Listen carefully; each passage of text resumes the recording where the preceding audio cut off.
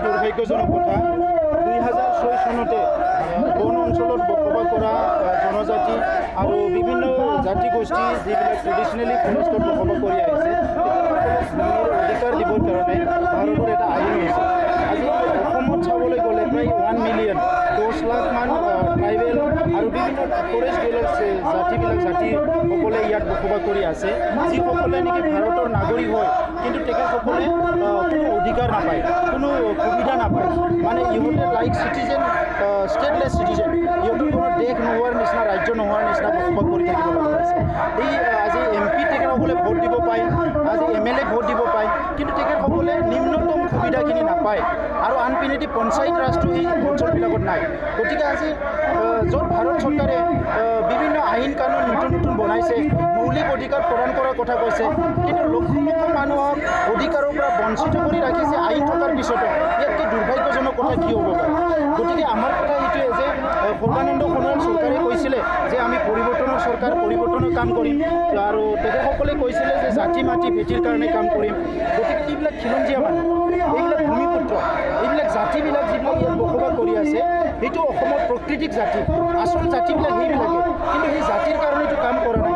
পৰিৱৰ্তনৰ কথা কংগ্ৰেছৰ দিনত এই কামটো নহ'ল, বিজেপিৰ দিনতো হ'ব লাগিছিলে, কিন্তু আজিলৈকে 1 ইঞ্চিতো তেখেতসকলে আগবাঢ়ি যোৱা নাই। আৰু আমি যিটো দেখিছোঁ ৰাজনৈতিক পৰ্যায়ত তেখেতসকলে আলোচনা কৰে, মাইনুট কৰে, সদিচ্ছা দেখুৱায়, কিন্তু অফিচাৰবিলাকক আজি তেখেতসকলে বাধ্য কৰাব নোৱাৰে। আৰু এই অফিচাৰসকলে কৈছে এই মানুহবিলাক বোলে এনক্ৰ'জাৰ হয়। আৰু আইনে কি কৈছে এইটোৱে চাব লাগিব। আজি তেখেতসকলে 2005 চনৰ আগতে ইয়াত বসবাস কৰি আছে, তেখেতসকলৰ ভোটাৰ লিষ্ট আছে, তেখেতসকলৰ বিভিন্ন ডকুমেণ্ট আছে।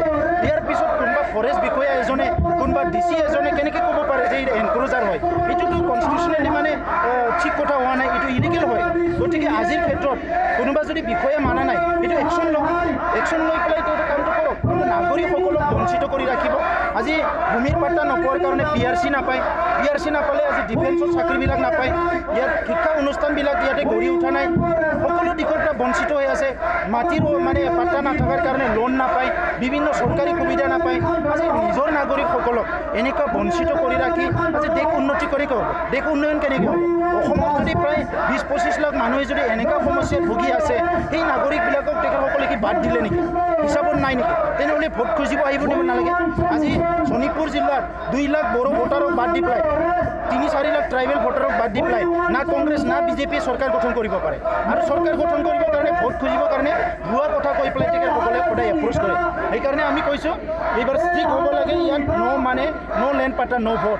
আজি তেখেতসকলক আমি যি কাৰণত জিতাইছিলোঁ এই কামবিলাক কৰা নাই, সেইকাৰণে আজি ৰাইজে ইয়াতে গোট খাইছে। এই ধৰ্ণা কাৰ্যসূচীলৈ এটা মেছেজ দিয়া হৈছে। আজি মেমৰেণ্ডাম দিব মুখ্যমন্ত্ৰীক, মেমৰেণ্ডাম দিব বন মন্ত্ৰী, WPT মন্ত্ৰীক। আৰু ইয়াৰ লগে লগে এইটো এটা মেছেজ যে চৰকাৰৰ বা ৰাজনৈতিক দলবিলাক যিসকলে ক্ষমতাৰ আছে, এই কামবিলাক যদি কৰি নাহে অনাগত দিনত তেখেতসকলে ভুগিব লাগে। গতিকে আজি আপোনালোকে সিদ্ধান্ত লৈছে নেকি অনাগত নিৰ্বাচনত আপোনালোকে ভোট নিদিওঁ বুলি, যদি আপোনালোকৰ দাবীসমূহ পূৰণ নকৰে? মানে এইটো কথাই হ'ব নোৱাৰে যে যিয়ে কাম কৰে তাক ভোট দিয়াৰ কোনো যুক্তি নাই। গতিকে আজি কংগ্ৰেছৰ দিনত যে তেখেতসকলে বিজেপিয়ে কৈছিলে যে কংগ্ৰেছে কৰিলে আমি কৰিম, কিন্তু আজিলৈকেতো একো কিঞ্চিতো আমি আগবঢ়াই দেখা নাই। আৰু এইটো কামটো অলৰেডি ৰিজল্ভ হৈ থকা কাম, যিটো সংবিধানৰ আইন হৈছে, এইটো কামটো আৰু নতুনকৈ আইন ৰূপায়ণ কৰিব নালাগে, নতুনকৈ চেমিনাৰ পাতিব নালাগে, নতুনকৈ কনচালটেশ্যন পাতিব নালাগে। এইটো ইমপ্লিমেণ্টহে কৰিব লাগে। আৰু ইয়াত স্পষ্ট কৰি দিয়ক এইকেইজনে পায়, এইকেইজনে নাপায়।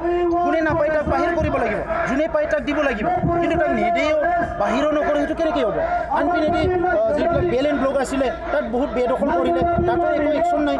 গতিকে আমাৰ কথা হৈছে যে পঞ্চায়তত ইণ্ট্ৰডিউচ কৰিব লাগে সেই ভিলেজখিনি অতি শীঘ্ৰে, পঞ্চায়তৰ সুবিধা দিব লাগে।